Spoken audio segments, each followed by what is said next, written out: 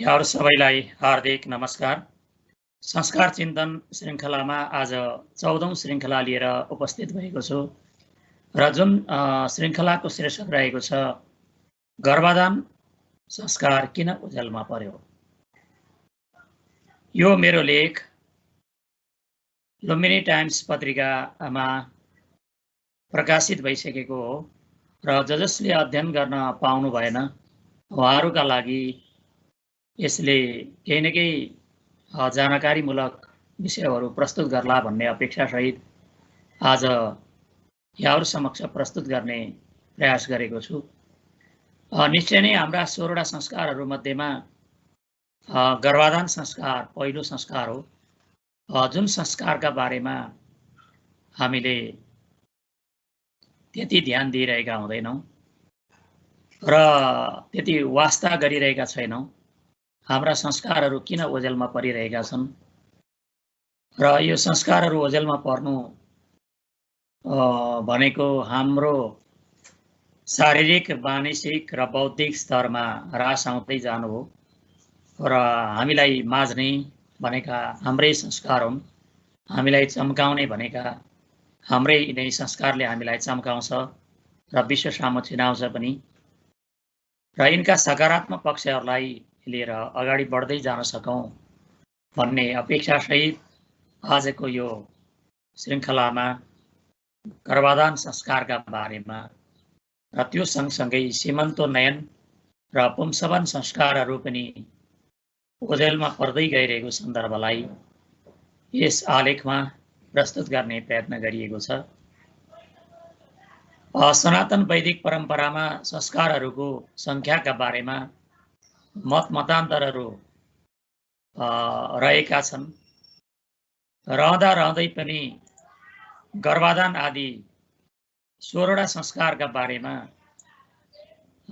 धेरै चर्चा गरिएको पाइन्छ र ती संस्कारहरूमध्ये वर्तमानमा धेरैजसो संस्कारहरूको उपयोग गर्न छाडिएका कारण तिनबाट प्राप्त हुने फलको उपभोग गर्नबाट पनि वर्तमान समाज वञ्चित हुँदै आएको छ। सर्वसाधारण व्यक्तिको परिवारमा त कुरै छाडौँ, प्राय जसो पण्डित पुरोहितहरूका परिवारमा पनि गर्भाधान, पुंसवन, सीमन्तोन्नयन जस्ता संस्कारहरूको उपयोग गरिएको देखिँदैन। वर्तमानमा उपयोग नै नगरिएका यस्ता संस्कारहरूको चर्चा परिचर्चा नै किन गर्नु पर्यो भन्ने प्रश्न पनि उठ्न सक्ला, तर यस्ता संस्कारका अनुयायीहरूले यिनका बारेमा सामान्य जानकारी लिन र तिनलाई यथासम्भव व्यवहारमा उतार्ने विषयमा गम्भीर चिन्तन गर्नु आवश्यक देखिन्छ। गर्भाधानका समयमा कस्तो कामना गर्नुपर्छ? हामीले संस्कारकै रूपमा यिनलाई नगालेको भए तापनि हामीले गर्भाधानको चिन्तन गर्दा, गर्भाधानको सोच बनाउँदा हामीले के कस्तो चिन्तन गर्नुपर्छ, कामना गर्नुपर्छ भन्ने बारेमा पनि हाम्रो ध्यान आकृष्ट हुनु जरुरी छ। अथर्ववेदको 5औं काण्डको 25औं सूक्तको नाम नै गर्भाधान सूक्त राखिएको छ र त्यसमा 13 मन्त्रहरू रहेका छन्। त्यस सूक्तका ऋषि ब्रह्मा र देवता योनि गर्भ मानिएको छ। त्यस सूक्तमा जसरी पृथ्वीले सबै प्राणीहरूलाई आफ्नो गर्भमा राखेको छ, त्यसै गरी मैले पनि तिम्रो गर्भधारण गर्छु र त्यसको सुरक्षाका लागि तिमीलाई आह्वान गर्दछु भन्दै औँसीकी देवी र सरस्वती देवी दुवैले स्त्रीलाई रक्षा गर्ने सामर्थ्य प्रदान गरून्। अनि दुवै अश्विनी कुमार मित्र, वरुण, बृहस्पति, इन्द्र, अग्नि र ब्रह्माले समेत गर्भलाई पुष्टि प्रदान गरून् भन्ने कामना ती मन्त्रहरूमा गरिएको छ। गर्भाधान गर्न सक्ने शक्तिको कामना मातृशक्तिबाट र गर्भाधानलाई पुष्टि गर्ने सामर्थ्य पितृशक्तिबाट कामना गर्नुले गर्भाधानमा खेत र बिउ स्वरूपका स्त्री पुरुष दुवैको मानसिक र शारीरिक रूपमा पवित्र र अत्यन्त सावधान हुनुपर्ने कुराको पुष्टि हुन्छ यसबाट। साथै उक्त गर्भाधान सूक्तमा वैदिक मन्त्रहरूद्वारा नै हे पुरुष तिमी बलवान छौ, तिमी उठ र आफ्नो पराक्रम देखाउँदै गर्भाशयमा गर्भलाई स्थापित गर। तिमीलाई हामीले केवल सन्तान उत्पादनका लागि मात्रै बोलाउँछौँ। तिमीलाई हामीले केवल सन्तान उत्पादनका लागि मात्रै बोलाउँछौँ भनी पुरुषलाई गर्भाधानका लागि तयार हुन आह्वान गरिएको छ। त्यहाँ अरू विशेष कामवासनाको हिसाबले होइन, त्यहाँ गर्भाधानको लागि केवल सन्तान उत्पादनका लागि बोलाउँछौँ भने पुरुषलाई गर्भाधानका लागि तयार हुन आह्वान गरिएको छ। भने हे सती तिमी विशेष रूपले सजग हौ, हामी तिम्रो गर्भाशयमा गर्भस्थापना गर्दछौँ भन्दै नारीलाई पनि गर्भाधानका लागि तम तयार हुन त्यहाँ आह्वान गरिएको छ। केवल पुरुषले मात्रै गर्भाधानको लागि चिन्तन गरेर हुँदैन, केवल नारीले मात्रै गर्भाधानको चिन्तन गरेर हुँदैन, दुवै दम्पतिले त्यो गर्भाधानको लागि उपयुक्त समय र शारीरिक र मानसिक रूपमा त्यसको लागि सोच बनाएर अग्रसर हुनुपर्छ। गर्भाधान जस्तो संस्कारमा दुवैको मन पवित्र हुन सकेन भने त्यसको गम्भीर असर भावी सन्ततिमा पर्नेछ। तसर्थ पति पत्नी स्वयंले गर्भाधानका समयमा अथर्ववेदमा अभिव्यक्त उपयुक्त कामनालाई मनन गर्नुपर्ने आवश्यकता देखिन्छ। गर्भाधानका समयमा किन सत्चिन्तन गर्ने, राम्रो चिन्तन किन गर्ने? त्यो बेला सत्चिन्तन गर्न छाडियो र दुश्चिन्तनमा हामी लाग्यौँ, प्रवृत्त भयौँ, वा नारी वा पुरुषमध्ये कुनैमा त्यो दुश्चिन्ता प्रवृत्त भयो, दुश्चिन्ताको आगमन भयो, मनमा त्यस्तो दुर्भावनाहरू आइलागे भने त्यसले गर्दा त्यसको प्रभाव गर्भमा रहन्छ। त्यसै कारणले गर्दा गर्भाधान गर्ने समयमा सत्चिन्तन गर्नु, राम्रो चिन्तन गर्नु, शुभभावना राख्नु आवश्यक छ। गर्भाधानका समयमा पुरुषले स्त्रीको यस गर्भमा उत्तम सन्तानको बीजारोपण हुन सकोस् भन्ने कामना गर्नुपर्छ। साथै पुरुषले तिम्रो जुन हृदय आकाशस्थित चन्द्रमा छ त्यो मैले जान्दछु र त्यस हृदयले मलाई पनि जानोस्, अर्थात् हामी दुवैले एक अर्काको मनोभावनालाई बुझ्न सकौँ, एकले अर्काको मनोभावनालाई बुझ्न सकौँ, हामी दुवै 100 वर्षसम्म देख्न सकौँ, 100 वर्षसम्म बाँच्न सकौँ र 100 वर्षसम्म नै सुन्ने शक्ति पनि प्राप्त गर्न सकौँ भन्ने कामना त्यो गर्भाधानका समयमा गर्नु आवश्यक छ। यसले गर्दा दुवैको मनलाई के गर्छ? एकाकार गर्न र दुवैलाई शाब्दिक भावतर्फ अग्रसर गराउन यसले मद्दत गर्छ। दुवैको मन एकाकार हुन सकेका खण्डमा कसैमा पनि बलात्कारी वा पशुत्वको भावना जागृत हुन सक्दैन, जसले गर्दा विषय भोग गरिरहँदा पनि हामी दुवै पति पत्नी देवऋण, पितृऋण र ऋषिऋणबाट मुक्त हुने चाहनाले गर्भाधान गरिरहेका छौँ भन्ने पवित्र भावनाको उदय हुन सक्छ। त्यसबेला गर्भाधानका समयमा पति पत्नीमा जे जस्तो भावना जागृत हुन्छ र मनमा जस्तो चित्र कोरिन्छ, भावी सन्तानमा त्यसकै प्रतिबिम्ब जन्मिने हो। जसरी हामीले फोटो खिच्दा जस्तो हामी हलचल गऱ्यौँ वा जस्तो अवस्थामा रह्यौँ तदनुसारको आकृति हाम्रो क्यामेराले कैद गर्छ। त्यस्तै गर्भाधानमा पनि स्त्री र पुरुषको यो प्रवृत्ति, मानसिकता र शारीरिक जुन भावना हो त्यो भावनाले त्यसको फोटोकपी स्वरूप त्यो सन्तानमा त्यस्तो प्रभाव पर्छ। उदाहरणका रूपमा महाभारतमा उल्लेख भए अनुसार गर्भाधानका बेला व्यासको रूप देखेर अम्बिका डराई आँखा चिम्लेका कारण धृतराष्ट्र अन्धा भएर जन्मिएका थिए। त्यसैगरी गर्भाधानका समयमा व्यासको रूप देखेर अम्बालिका डराई मलिन र पहेँलो वर्णकी भएकी हुनाले उनको पाण्डु वर्णको शरीर भएको हो। पाण्डुको शरीर किन भयो त पहेँलो भन्दा त्यो उनी डराएन। सबैभन्दा बढ्ता प्रभाव महिलाको भावनाबाट सन्ततिमा बढ्ता प्रभाव पर्छ। त्यस्तै गर्भाधानका बेला दासी व्याससँग अत्यन्त सन्तुष्ट र प्रसन्न भएका कारण महात्मा विदुर सर्वगुण सम्पन्न भएर जन्मिएका हुन्। गर्भाधानका समयमा पशुहरूको चिन्तन गर्दा भावी सन्तानमा पनि पशुकै आकृतिका अङ्गहरू लिएर जन्मनु पर्दो रहेछ भन्ने समाचारहरू पनि वर्तमानमा हामीले कहिलेकाहीँ सुन्ने र पढ्ने गरेका छौँ।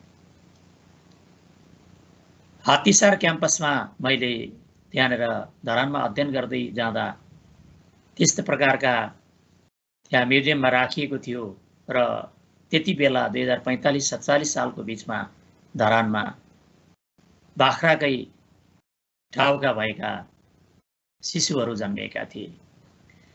तसर्थ गर्भाधानका समयमा मनलाई प्रसन्न राखेर आध्यात्मिक चिन्तनतर्फ अग्रसर गराउनुपर्छ। यदि हामीले गर्भाधानको क्षणिक समयमा मनलाई विचलित बनायौँ भने त्यसले पार्ने गम्भीर असरका कारण हामीहरू आफ्नै सन्तानबाट जीवनभर दुखी भइरहनु पर्ने कुरा सुनिश्चित छ। एक क्षणको हाम्रो असावधानीले गर्दा हामीबाट जन्मने सन्तानले पनि दुःख पाउँछन् र त्यो सन्तानबाट हामीले पनि दुःख पाउँछौँ। त्यस कारणले गर्दा गर्भाधानका बेलामा स्त्री र पुरुष दम्पतिहरूले अत्यन्त सावधानीपूर्वक मनलाई अत्यन्त शान्त, एकाग्र, एक मन, हामी एउटै शरीर हौँ भन्ने भावना राखेर गर्भाधानका समयमा अत्यन्त सावधान हुनु आवश्यक छ। के विवाहको उद्देश्य यौन स्वतन्त्रताकै लागि हो त? अलि यौन स्वतन्त्रताको लागि केवल विषय वासनाको लागि, भोग गर्नको लागि नै विवाहको उद्देश्य निर्धारण गरिएको हो त? वर्तमान समयमा मान्छे भन्दा कतिपय कुरामा पशुहरू पनि श्रेष्ठ छन् र उनीहरूले आफ्नो नैसर्गिक वा प्राकृतिक मार्गलाई अझसम्म पनि उल्लङ्घन गरेका छैनन्। पशुहरूले निश्चित समयमा मात्र सम्भोग गर्छन्। कतिपय पशुले त गर्भिणी भए नभएको कुरा सुँघेर पत्ता लगाउन सक्छन् र गर्भिणी भएको थाहा पाएमा त्यस्तासँग सम्भोगको चाहना नै उनीहरूले राख्दैनन्। तर वर्तमान समयमा मान्छेले यस किसिमको पशु प्रवृत्तिलाई उल्लङ्घन गरिरहेको छैन भनेर पत्याउन सकिँदैन। वंश विस्तारका लागि सुसन्तानहरू उत्पादन गर्नु विवाहको मूल उद्देश्य हो। वंश विस्तारका लागि राम्रा सन्तानहरू उत्पादन गर्नु विवाहको मुख्य उद्देश्य हो। तर पति पत्नी भएपछि यौन स्वतन्त्रता त भइहाल्छ भनेर विषय वासनामै रमाएर अमूल्य जीवनको उद्देश्यलाई व्यवस्था गर्नु विवाहको उद्देश्य कदापि हुँदै होइन। गीताको 7औं अध्यायको 11औं श्लोकमा यसो भनिएको छ, धर्म विरुद्ध भूतेषु कामोस्मि भरतर्षभ। धर्म विरुद्ध भूतेषु कामोस्मि भरतर्षभ। अर्थात् धार्मिक भावनाले युक्त भएको कामवासनालाई मैले आफ्ना विभूतिमा गणना गर्छु। आफ्ना विभूतिहरूको चाहिँ प्रदर्शन गर्दै जाने सन्दर्भमा, आफ्ना विभूतिहरूको वर्णन गर्ने सन्दर्भमा श्रीकृष्णले अर्जुनसँग भन्नुभएको छ कि धार्मिक भावनाले युक्त भएको जुन कामवासना हो त्यसलाई मैले आफ्ना विभूतिका रूपमा ग्रहण गर्छु। सुसन्तान जन्माउने जुन उद्देश्य हो त्यो उद्देश्यबाट प्रवृत्त भएको कामवासनालाई श्रीकृष्णले पनि आफ्नो विभूति ठान्नु भएको थियो भनेर श्रीकृष्णले धर्म विरुद्धको यौन स्वतन्त्रतालाई अस्वीकार गरेका छन्। जुन धर्म विरुद्धको जुन यौन स्वतन्त्रता छ, धार्मिक रूपमा जुन सुसन्तान जन्माउने, राम्रो सन्ततिको चाहिँ कामना गर्ने, त्यो यौन स्वतन्त्रता बाहेक जुन छाडा यौन स्वतन्त्रता छ पति पत्नीमा पनि, त्यसलाई श्रीकृष्णले अस्वीकार गरेका छन्, त्यसलाई पाप ठानेका छन्। त्यसैले परपुरुषगामी वा पर स्त्रीगामी हुँदैमा मात्र व्यभिचार वा बलात्कार गरिएको ठहरिँदैन, अपितु जीवनको उद्देश्यलाई ओझेलमा पारेर यौन स्वतन्त्रतामा रमाउनुलाई पनि पति पत्नीका बीचको व्यभिचार ठान्न सकिन्छ। त्यो पनि एक प्रकारको बलात्कारै, पतिले पत्नी र पत्नीले पतिप्रति गर्ने। विवाहपछि यौन स्वतन्त्रतामा मात्र रमाउनेहरूमध्ये कतिपय निसन्तान पनि भएका छन्। केवल यौन स्वतन्त्रतामा रमाउने व्यक्तिहरू सन्तानको चाहना नराख्ने, सन्तान पछि जन्माउला, अहिले केवल विषय वासना भोग गरौँ भनेर रमाउनेहरू पछि गएर निसन्तान हुनुपर्ने स्थिति पनि आएको छ। र सन्तानवान भएका जो चाहिँ सन्तानवान भएका छन् अथवा जसका सन्तानहरू जन्मिएका छन् तिनीहरू पनि आफ्नो सन्तानका क्रियाकलापबाट जीवनभर सन्तुष्ट हुन सकिरहेका छैनन्, जो गर्भाधानमा संयमित र सावधान नभएका कारणले गर्दा। असंयमित वा अनियन्त्रित यौन स्वतन्त्रताले गर्दा गर्भाधान संस्कारको मूल उद्देश्य पनि हराउँदै गएको हो। तसर्थ गर्भाधान संस्कारको महत्त्वबोध गर्न सकिएका खण्डमा यौन स्वतन्त्रताको दुष्प्रवृत्ति जुन अहिले मौलाउँदै गएको छ, आफ्ना पति पत्नीका बीचमा मात्रै होइन, बाह्य जुन चाहिँ यौन छाडा स्वतन्त्रता र बलात्कारका घटनाहरू दिन प्रतिदिन घट्दै गइरहेका छन्, ती पनि क्रमिक रूपमा हट्दै जानेछन् र हामी मात्र होइन, हाम्रा सन्तानहरू पनि दीर्घजीवी र स्वस्थ हुन सक्नेछ। गर्भाधान संस्कार किन ओझेलमा पर्दै गयो त? आफ्नो योग र तपस्याका बलले गर्दा हाम्रा प्राचीन ऋषिमुनिहरूले आफ्नो कामवासनालाई नियन्त्रण गर्न सक्थे। जुन आफ्नो योग हुन्थ्यो, तपस्या हुन्थ्यो, त्यसको बलले गर्दा ऋषिमुनिहरूले जुन आफ्नो कामवासना जागृत भएको हुन्छ त्यसलाई नियन्त्रण गर्न सक्थे। कतिपय ऋषिमुनिहरूले नियन्त्रण गर्न नसकेर तपस्या स्थलबाटै अप्सरालाई विवाह गरेर घर आएका उदाहरणहरू पनि देखिन्छन्। अधिकांश मात्रामा धेरै ऋषिहरू आफ्नो योग र तपस्याका बलले गर्दा आफ्नो कामवासनालाई नियन्त्रणमा राख्न सक्थे। पत्नी रजस्वला भएको 8औं दिनदेखि 16औं दिनका बीचमा मात्र सन्तान उत्पादनका दृष्टिले पुत्रको चाहना राख्दा समदिनमा र पुत्रीको चाहना राख्दा विषम दिनमा समागम गर्ने गर्थे। उनीहरू रजको प्रबलता कारण पुत्री र वीर्यको प्रबलता कारण पुत्र जन्मिने भएका कारण हुनाले रजस्वला भएको समदिनमा स्त्रीको रज दुर्बल हुने र विषम दिनमा रज प्रबल हुने भएकाले समदिनमा समागम गर्दा पुत्रको र विषम दिनमा समागम गर्दा पुत्रीको जन्म हुन्छ भन्ने मान्यता प्रचलित रहेको। सन्तान उत्पादनका लागि गरिने समागमका सन्दर्भमा विधिपूर्वक पूजा गरेर वैदिक मन्त्रको उच्चारण गरिन्थ्यो। त्यति बेला विधिपूर्वक पूजा गरेर वैदिक मन्त्रको त्यति बेला उच्चारण गरिन्थ्यो। पछि आएर गर्भाधान संस्कारलाई गोप्य ठान्न थालियो र विधिपूर्वक पूजा आजा गर्न दम्पतिहरू लजाउँदै गए। फलस्वरूप गोप्य रूपमा दम्पतिका बीचमा यौन स्वतन्त्रता मौलाउँदै गयो र सन्तान उत्पादनका लागि मात्र नभएर जुनसुकै समयमा यौन चाहना पूर्ति गर्नका लागि समागम गर्न दम्पतिहरू अग्रसर हुँदै गए। हुँदा हुँदा यौन स्वतन्त्रता दम्पतिका बीचमा मात्र सीमित रहन सकेन र पाश्चात्य दुष्प्रवृत्तिले गर्दा परस्त्रीगामी पुरुष र परस्त्रीगामी महिलाहरू पनि हाम्रो समाजमा बढ्दै जान थाले, जसका कारण विभिन्न किसिमका यौन रोगहरू मात्र भित्रिएनन्, हाम्रा पारिवारिक नैतिक बन्धनहरू पनि क्रमशः टुट्दै गए। यस किसिमका दुष्प्रवृत्तिहरूको निराकरण गर्नका लागि गर्भाधान संस्कारलाई सबैले पुनर्जीवन गर्नुपर्छ र यसलाई अवलम्बन गर्दै जानु आवश्यक देखिन्छ। किन गर्ने त गर्भाधान संस्कार? आखिर सन्तानहरू त जसरी पनि रहिहाल्छन्, गर्भ रहिहाल्छ, किन गर्ने त गर्भाधान संस्कार भन्ने पनि लाग्ला। र संसारका अन्य सबै प्राणीहरूको गर्भाधान संस्कार गर्नु पर्दैन, तर मान्छेको मात्र किन गर्भाधान संस्कार गर्नुपर्छ भनेर जिज्ञासा जागृत हुनु अस्वाभाविक छैन। मान्छे चेतनशील प्राणी भएकाले बौद्धिक किसिमका लागि, बौद्धिक विकासका लागि गर्भाधान संस्कार आवश्यक छ। मान्छे चेतनशील प्राणी हो, त्यस कारणले गर्दा गर्भाधानको संस्कार आवश्यक छ, किनकि उसको बौद्धिक विकास हुनुपर्छ। बौद्धिक विकासका लागि गर्भाधान संस्कारले प्रेरित गर्छ। गर्भाधान संस्कार पति पत्नी बीच सहवासका लागि पारस्परिक सहमति र सन्तानको आवश्यकता द्योतन गर्ने संस्कार। गर्भाधान संस्कारले पति र पत्नी बीच जुन सहवासका लागि स्वीकृति लिने, एकले अर्कासँग स्वीकृति लिने एउटा कारण हो भने अर्को कारण सन्तानको आवश्यकता द्योतन गर्ने संस्कार पनि हो। त्यसैले पत्नीको पूर्णतः अनुमति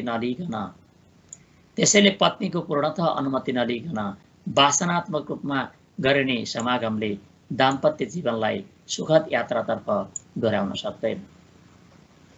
जुन परिवारमा बढ्ता गरिबी छ त्यही परिवारका सन्तानहरू हामीले बढी जन्मिरहेको देख्छौँ।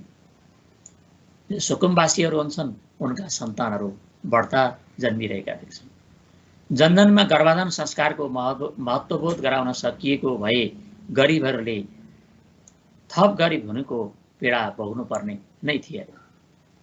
वैदिक सनातन पद्धतिमा भ्रूण हत्यालाई अत्यन्त ठुलो पाप मानिन्छ। जुन भ्रूण हत्या हो त्योभन्दा ठुलो अर्को कुनै पाप छैन भनिएको छ। तर पाश्चात्य दुष्प्रभावका कारण नेपालमा पनि गर्भपतन मान्यताले यो कानुनी गर्भपतन भन्ने जुन यो प्रक्रिया हो त्यसले कानुनी मान्यता पाएको छ र गर्भनिरोधक औषधिहरूको अत्यधिक सेवनले गर्दा महिलाहरूको स्वास्थ्यमा प्रतिकूल असर पनि पर्दै गएको छ। गर्भाधान संस्कारको मूल मर्मलाई आत्मसात गर्न सकिएका खण्डमा भ्रूण हत्या र गर्भनिरोधक औषधिहरूको सेवनको श्रृङ्खला कम हुँदै जाने थियो। रजस्वला भएको चौथो, 11औं र 13औं दिनमा तथा अष्टमी, चतुर्दशी, औँसी, पूर्णिमा, सङ्क्रान्ति जस्ता पर्वलाई पनि छाडेर अन्य दिनमा गर्भाधान गर्ने शास्त्रीय विधान रहेको छ। कुन कुन दिन गर्भाधान गर्ने त भन्दा रजस्वला भएको चौथो, 11औं, 13औं दिन र त्यसमा प्रकारान्तरले अन्यत्र 8औं दिनदेखि सुरु हुने पनि विस्मृतिहरूमा उल्लेख गरिएको छ। त्यसमा अष्टमीको दिन पनि हुँदैन, चतुर्दशीको दिन हुँदैन, औँसीको दिन पितृहरूको त्यो तिथि पर्छ, पूर्णिमाको दिन हुँदैन, अनि सङ्क्रान्ति जुन महिनाको पहिलो दिन हो त्यो सङ्क्रान्ति जस्ता पर्वका दिनहरूलाई पितृको पक्षको श्राद्धको दिन लगायतका यस्ता चाडपर्वहरूको अवस्थामा पनि त्यस्ता अवस्थालाई छाडेर, ती दिनहरूलाई छाडेर अन्य दिनमा गर्भाधान गर्ने शास्त्रीय विधान रहेको छ। उपयुक्त वर्जित दिनमा गर्भाधानमा प्रवृत्त हुँदा मानव शरीरमा पर्ने दुष्प्रभावबाट बच्नका लागि पनि गर्भाधान संस्कारको चिन्तन गर्नु आवश्यक देखिन्छ। गर्भाधान संस्कार को बारेमा त यो रह्यो। अब पुंसवन संस्कार पनि ओझेलमा पर्दै गइरहेको छ। 16औं संस्कारहरूमध्ये गर्भाधान संस्कारपछि आउने दोस्रो संस्कार पुंसवन संस्कार हो। तर वर्तमानमा यसलाई समेत व्यवहारमा ल्याउने दम्पतिहरू भेट्न अत्यन्त मुस्किल छ। सामवेदमा उल्लेख भए अनुसार मित्र, वरुण दुवै अश्विनी कुमार, अश्विनी, वायु, अग्नि, इन्द्र र बृहस्पति पनि पुरुष नै भएकाले पत्नीका गर्भबाट पनि पुरुष वा पुत्रकै जन्म हुन सकोस् भन्ने कामनाले पुंसवन संस्कार गरिन्छ। गर्भ रहेको दोस्रो वा यो कहिले गर्ने त पुंसवन संस्कार भन्दा गर्भ रहेको दोस्रो वा तेस्रो महिनामा यो संस्कार गर्ने शास्त्रीय व्यवस्था छ। र शरीर विज्ञानका दृष्टिले गर्भ रहेको तेस्रो वा चौथो महिनामा गर्भस्थ शिशुको लिङ्ग पहिचान हुन्छ र त्यसभन्दा पहिले छोराको चाहना राख्ने दम्पतिले पुंसवन संस्कार गर्नु पर्ने व्यवस्था गरिएको। पुम नामक नरकबाट रक्षा गर्ने भएकाले पुत्र भनिएको र पुत्रले नै आफ्नो वंशको उद्धार गर्न सक्छ भन्ने परम्परागत मान्यताले हाम्रो समाजमा धेरै छोरीहरू जन्मिसक्दा पनि छोराको चाहना राख्ने दम्पतिहरू प्रशस्त छँदैछन्। यही मान्यताका कारण कसैले पनि छोरी भइदियोस् भनेर कुनै व्रत वा भाकल गरेको देखिँदैन। तर छोराको चाहनाले विभिन्न किसिमका पूजाआजा र भाकल गर्ने दम्पतिहरू हाम्रो समाजमा अझै पनि कम छैन। पुंसवन संस्कारका क्रममा पति पत्नी दुवैले सर्वप्रथम पितृहरूलाई खुसी तुल्याउन माङ्गलिक कर्म गर्दछ र अन्तमा पत्नीलाई आयुर्वेदिक विभिन्न औषधिहरूको रसपान गराइन्छ। यसले गर्दा गर्भिणीका मनमा एकातिर छोरो जन्मिन्छ भन्ने भावनाको उदय हुन्छ भने अर्कातिर गर्भिणीले आफ्नो शरीरलाई रसायनका आधारमा सबल बनाएको अनुभूति गर्दछ।